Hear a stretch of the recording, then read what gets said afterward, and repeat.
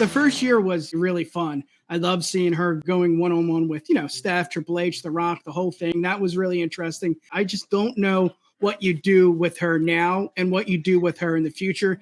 I don't think she sells much merch. I don't know if she gets a lot of views on YouTube.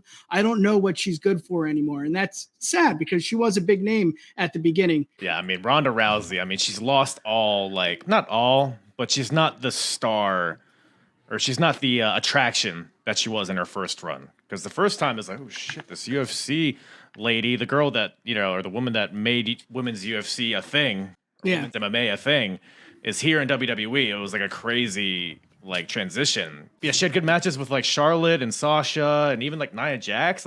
She was having really fun matches.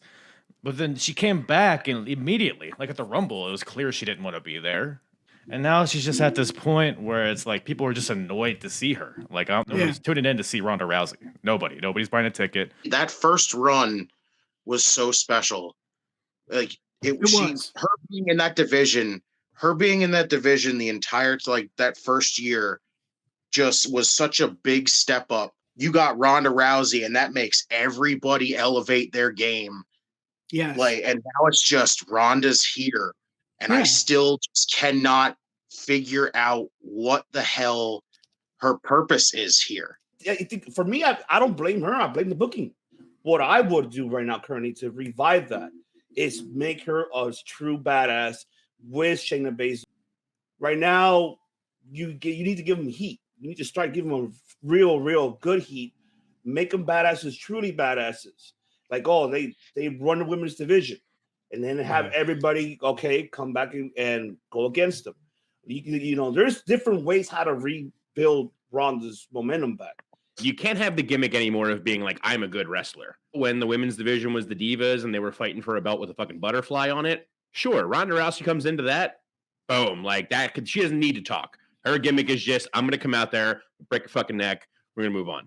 They need to have that charisma, those mic skills behind them. And I had said on Tuesday, Ronda doesn't have that because Ronda is just the same character. She just changes her body language with the things she says. I think a big reason why her first run was so good was because up to that point, that was coming toward the tail end of the Authority storyline where Stephanie just got to be a raging bitch to everybody and she never got her comeuppance for it.